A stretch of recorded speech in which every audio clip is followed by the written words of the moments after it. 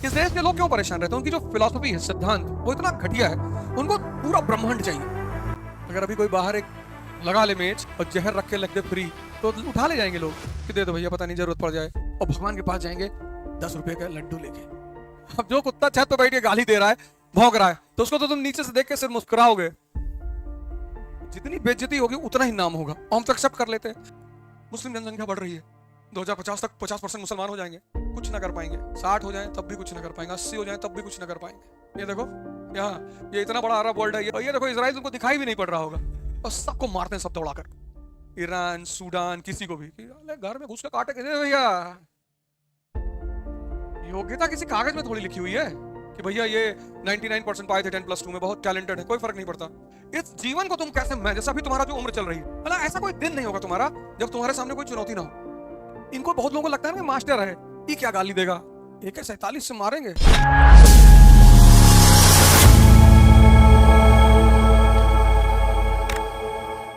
इस देश के लोग क्यों परेशान रहते हैं? उनकी जो फिलॉसफी है, सिद्धांत, वो इतना घटिया है। उनको पूरा ब्रह्मांड चाहिए।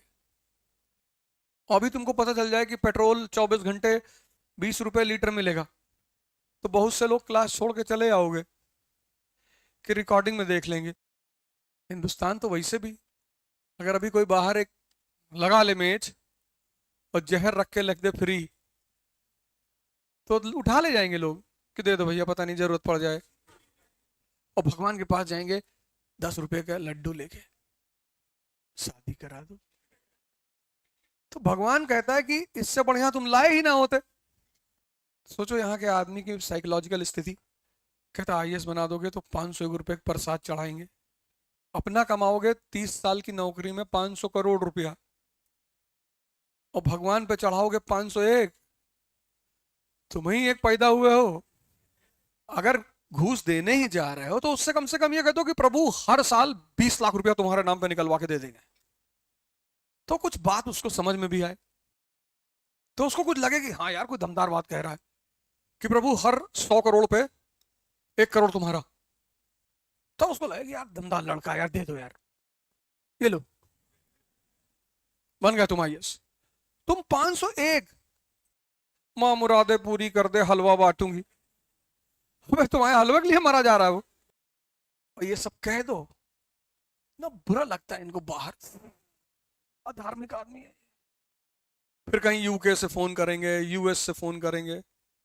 फिर जब माँ बहन सुन लेते हैं, इनको बहुत लोगों को लगता है ना कि मास्टर है, ये क्या गाली देगा, AK-47 से मारेंगे।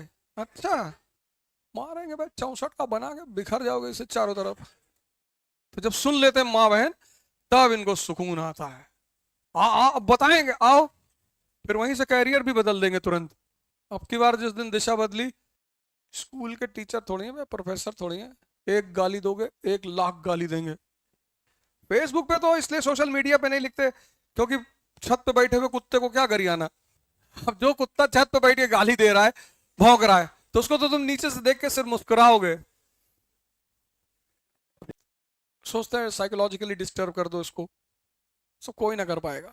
मेरे नाम पे फेक ID फेसबुक पे बनाए हैं, उस पे उल्टी सीधी फोटो लगा देंगे, पर हमको ना डिस्टर्ब कर पाओगे, चाहे कुछ भी कर लो। हम वो रोने वाले आदमी, हमको इज्जत है ही नहीं मेरी, और ना चाहिए मुझे। मैं कभी किसी से कहता तो हूँ कि भाई साहब मुझे नमस्ते क्यों नहीं करते, भाड़ में जाओ, करो चाहे ना करो। हम तो आए, पढ़ाए, चले गए। तुमको हमसे कुछ लेना है, ले लो। इस सब की तो है ही नहीं चिंता कि बेइज्जती हो जाएगी। इज्जत तुम्हारी है बे, जितनी बेइज्जती होगी उतना ही नाम होगा।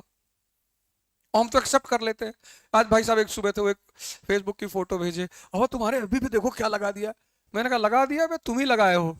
अरे हम तुम्हें बता रहे थे और तुम हमारा ही नाम ले रहे हो, तुम ही लगाए हो। लगा रहने दे बे, और लगाओ। तुमको अगर कोई आदमी यहां से डिस्टर्ब कर ले गया तो समझ लो तुम हार गए। कन्फ्यूशियस का एक नियम था बड़ा प्यारा, चीन में, बहुत प्यारा। वहां 2 आदमी जब लड़ते थे, बहुत प्यारा नियम, तो सिर्फ वर्बल लड़ाई होती थी। एक बार अमेरिका का एक प्रोफेसर चाइना घूमने आया, तो देखा सड़क पे गाली गलौज हो रही, 2 लोग एक दूसरे गाली दे रहे हैं, और 200-300 आदमी घेर के खड़े हुए हैं, लेकिन लड़ाई नहीं हो रही। तो प्रोफेसर वो भी 15-20 मिनट तो खड़ा रहा, फिर उसने कहा कि एक चीनी से पूछा कि भैया ये मार क्यों, मतलब लड़ क्यों नहीं रहे? तो उसने कहा कन्फ्यूशियस का नियम है कि जो पहले हाथ उठा देगा वो हार गया। तो दूसरे दोनों एक दूसरे को भड़का रहे हैं, मतलब मन को हिलाने की कोशिश कर रहे हैं कि हम इतना गाली दे दें, इतना गाली दे दें कि सामने वाला भड़क के मार दे, और जैसे मारेगा हार गया। उसने कहा अच्छा। बोले ऐसे यहां के लोग अपनी मन की स्थिति चेक करते हैं। अब भगवान ने दिमाग सबको दिया, बुद्धि सबको दी, पर सद्बुद्धि बहुत कम लोगों को दी। मतलब जिसके सर पे उसने हाथ रख दिया, समझ लो कयामत। अब जिनके पास विवेक है और जिनके पास नहीं है, ये जो ग्रुप है, इसकी तुम बस दिनचर्या देखो, इससे बात करो। जिससे मुझसे लड़के मिलने आते हैं तो कुछ लड़के एकदम टू द पॉइंट बात करते हैं। आए मिलने, सर वो तैयारी करनी है सर, क्या करने है? हमने कहा अच्छा ऐसा करो, एनसीईआरटी तैयार है? क्या है बैकग्राउंड तुम्हारा? सर वो इंजीनियरिंग की है। अच्छा, मतलब 10th के बाद ह्यूमैनिटीज नहीं पढ़ी? नहीं नहीं सर। तो जाओ, किसकी एनसीईआरटी उठाओगे? हिस्ट्री, पॉलिटी, ज्योग्राफी, किसकी? आप बता दो सर। ज्योग्राफी। ठीक है, किस क्लास की? 6th। जाओ, एक हफ्ते बाद आना। और वो और कोई बात ही नहीं करते मुझसे। ये लॉबी जब मुझसे मिलती है सिर्फ काम की बात करती, सिर्फ, बाकी कोई बात ही नहीं करती। ये जब लॉबी मुझसे मिलती है, मेरे रिश्तेदार कहाँ रहते हैं, मेरे कौन कौन सा काम है, कौन कौन सा वर्क करता हूं, मैं पढ़ाता हूं सिर्फ, कैसीनो भी है मेरा, जुआ अड्डा भी, नहीं नहीं नहीं, सुने थे सर आपका वहां पे। इस लॉबी की सबसे बड़ा फीचर ये है, इसको दूसरों की जिंदगी के बारे में सब पता है। इस जिंदगी में कुछ नहीं कर पाएगा। यही तो है 95%। इसको सब पता है। ऐसी ऐसी बातें पता है इसको जिसका जीवन में इसके कोई मूल्य ही नहीं है। सरप्राइज कर देगा तुमको बोल के, और तुमको मन कहेगा घुमा के तो 3 हाथ मारेंगे चुप। गुरु जी, ऐश्वर्या राय, अच्छा तुम्हारे रिश्तेदार हैं? नहीं नहीं। तो क्या मतलब है? ये जो लॉबी है ना, इससे तुम बात करो, विद इन 5 मिनट्स तुमको पता चल जाएगा कुछ नहीं कर पाएंगे जिंदगी में। इस कंपनी की शर्ट, शैम्पू और चश्मा और घड़ी, पता नहीं क्या क्या पता है। पैसा रखे हो? नहीं पैसा तो नहीं है। जब तुम शक्तिमान शक्ति हो जाएगी ना, लोग तुमको गिफ्ट देके जाएंगे सामान। तुम क्यों खरीदोगे यार? जिंदगी में सामान खरीदने के लिए पैदा हुए हो? तुम शक्ति पे काम करो। सब तुमको खुद ही, जिस एक से एक ब्रांड की घड़ी, गाड़ी, कार, मकान, जमीन, बंगला, क्या नहीं तुमको देंगे। सरकार तो देगी ही।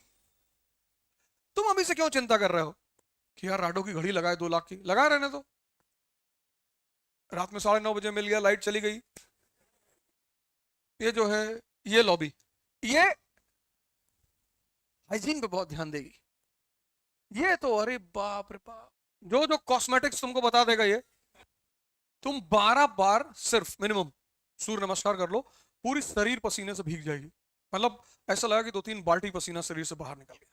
फिर तुम उसके बाद तुम अपने चेहरे की स्थिति देखना। तो 3 से शुरुआत करना, पहले दिन 12 ना करना। पता लगा एक पैर आगे खींचे, किडनी बाहर आ गई। और जितने लोगों को करना हुआ करे वो सुबह मुझे मिलो 5 बजे, अभी बता देंगे। पर किसी को लेकर मत आना। कोई भी अगर आया तो तुम्हारी ही बेइज्जती होगी। कोई तुम्हारे साथ आएगी, भैया हमारे बगल में रहते हैं सर, फोटो खिंचानी है। नहीं, हम जब तक रहते हैं तब तक कई सारे प्रोग्राम कर सकते हैं, लेकिन तुम फिर उल्टी सीधी हरकतें कर दोगे। तुम अगल बगल वाले लोग ले आओगे, इनको ले आओगे, उनको ले आओगे, ये फोटो खिंचाने आओ, फिर तुरंत शरीर में आग लग जाएगी कि पहले तुम्हें को मारे, इनको बाद में मारेंगे। हम तो चाहते हैं कि कुछ चीजें हैं जो हम जो कर रहे हैं तो तुम भी करो, हमको फायदा मिल रहा है तो तुम्हें भी मिले। ये तो अलग अलग लॉबी है, ये 2 अलग लॉबी। इसका परसेंटेज है 5, है तो 5 से भी कम। यही सफल है। न इसका दिमाग भटकता है, न ये परेशान होता है, मौन शांत।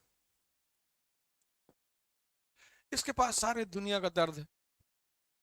सलमान खान शादी नहीं कर रहा है, तुम ही सेक्स चेंज करा के कर लो ना। तुम्हारे पेट में काहे दर्द हो रहा है बे? नहीं कर रहा, नहीं कर रहा है।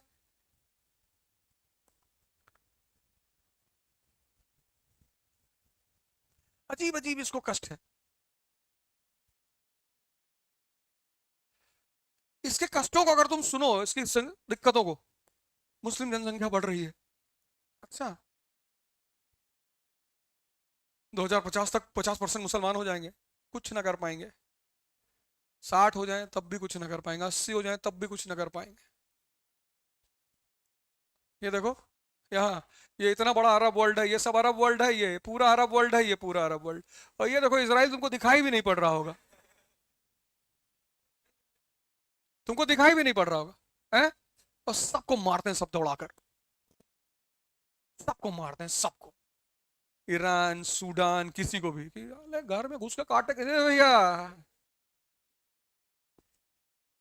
उस आदमी को इमिटेट करो, उस आदमी को पढ़ो, उस आदमी को समझो, उस आदमी को देखो। जैसे मैं सिखों को बोलता हूँ, सिखों को देखो, कोई सरदार गुरुद्वारे के आगे भीख नहीं मांगता, हम तो नहीं देखे। अकबर जो है वो इस ग्रुप में है, दिमागदार आदमी है, समझदार। औरंगजेब भी इस ग्रुप में है। इतना मुसलमान इसको लेके सेंसिटिव है, इतना। और सबसे आश्चर्यजनक बात जो मुझे लगती है कि तुम यार खलीफा उमर के बारे में नहीं जानते, हजरत अबू बकर के बारे में नहीं जानते, हजरत उमर के बारे में नहीं जानते, तुम खलीफा हारून के बारे में नहीं जानते, तुम इसके बारे में कैसे जानते हो? नहीं नहीं, वो एक किताब लेके अंदर पैदा हुए थे। ये बढ़िया, मैं पूछता हूँ कभी कभी, जैसे कुछ को लोग चर्चा कर रहे थे, मैं उनसे पूछता हूँ कि अच्छा, तो हारून साहब के बारे में बताइए। हारून गाड़ी बनाते थे, गाड़ी बनाते, खलीफा था बगदाद का। खलीफा, हमें लगा वो कानपुर में 80 फीट रोड जो है वहां पे गाड़ी वाड़ी बनाते। ये आदमी बुरा ऐसा नहीं कि कोई दुष्ट आदमी है, शैतान, ऐसा नहीं, ये बात नहीं है। लेकिन इससे ज्यादा जरूरत है और लोगों के बारे में जानने की। इसका पूरा अब तो खैर सिलेबस में ही नहीं है, वरना अगर तुम इसका पीरियड पढ़ो, इतना शानदार आदमी है ना ये। ऐसी कोई चुनौती नहीं जिसका इसने सोल्यूशन ना निकाला हो। और बीरबल को तो इतनी छूट है मजाक करने की, मेडिवल पीरियड में किसी को मजाक करने की छूट नहीं थी, तुरंत गर्दन काट दी जाती थी। आप शहनशाह से मजाक नहीं कर रहे हो, आप अल्लाह के प्रतिनिधि से मजाक कर रहे हो, जिल्ले इलाही। तो अकबर ने कहा बीरबल से कि बीरबल, मैंने सपना देखा कि मैं शहद के नाले में गिरा हूं और तुम मैले के नाले में गिरे हो। उसने कहा सरकार, सपना मैंने भी देखा। उसने कहा क्या? अकबर ने कहा तुम मुझे चाट रहे हो, मैं तुम्हें चाट रहा हूं।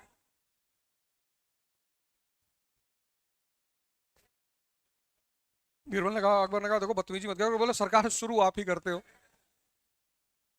अकबर की आदत थी मजा लेने की, कभी कभी मजा उल्टा पड़ जाता था। एक धोबी आता था राजमहल में, उसका चेहरा अकबर से बहुत मिलता था। तो अकबर ने एक दिन उससे धोबी से मजाक किया, कहा हाँ भाई, तुम्हारी अम्मी हमारे यहाँ काम करती थी? उसने कहा सरकार, अम्मी तो नहीं, अब्बा करते थे।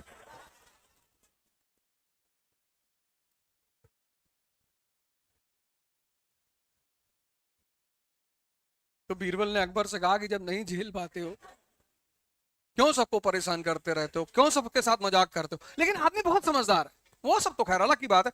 आदमी गुजरात, जो भी दिल्ली की गद्दी पे बैठेगा उसको गुजरात जाना है, जो भी यहां बैठेगा दिल्ली गद्दी पे उसको यहां गुजरात आना है। और दिल्ली और गुजरात के बीच में है राजस्थान।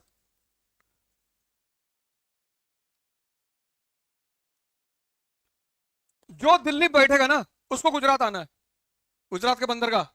और गुजरात के बंदरगाह कहां से कनेक्ट होते हैं? ईरान से, सऊदी अरेबिया से।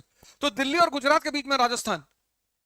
और राजपूत, लड़ना उनके लिए शौक है, मजा आता है उनको। सबको पानी पिलाया उन्होंने, इल्तुतमिश को, बलबन को, शेरशाह सूरी को।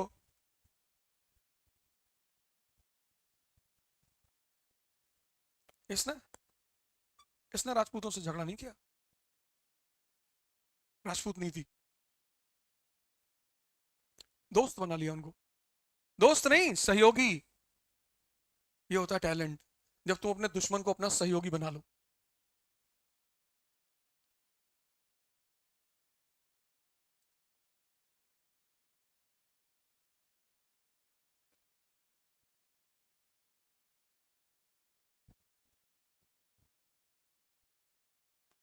योग्यता किसी कागज में थोड़ी लिखी हुई है कि भैया ये 99% पाए थे 10+2 में, बहुत टैलेंटेड है, कोई फर्क नहीं पड़ता।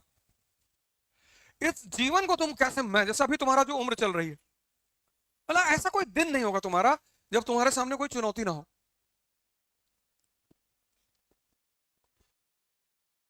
घबराहट ना हो, बेचैनी ना हो, तुमको दर्द ना हो। स्वाभाविक सी बात है। उसका सिर्फ रीजन ये है, एक तो तुमने महत्वाकांक्षा पाल रखी है, बड़ा सपना देख रखा है, और उस बड़े सपने के प्रपोर्शन में तुम शक्ति का विकास नहीं कर रहे हो, तुम दूसरों के पास जा रहे हो।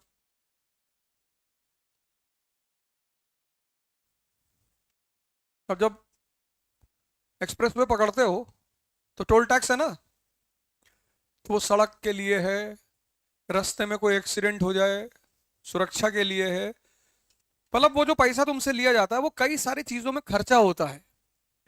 इस पूरी लखनऊ आगरा एक्सप्रेसवे पे 10 पुलिस की वैन खड़ी होती है रात में, तुमको सुरक्षा दिया जा रहा है। इमरजेंसी में अगर तुम्हारी गाड़ी ब्रेक डाउन करती है, तुमको सुविधा दी जाएगी तुरंत, उनके टॉल नंबर्स हैं, वो तुरंत अपने मिस्त्री भेजेंगे, तुमको वहां से लुकआउट कराएंगे।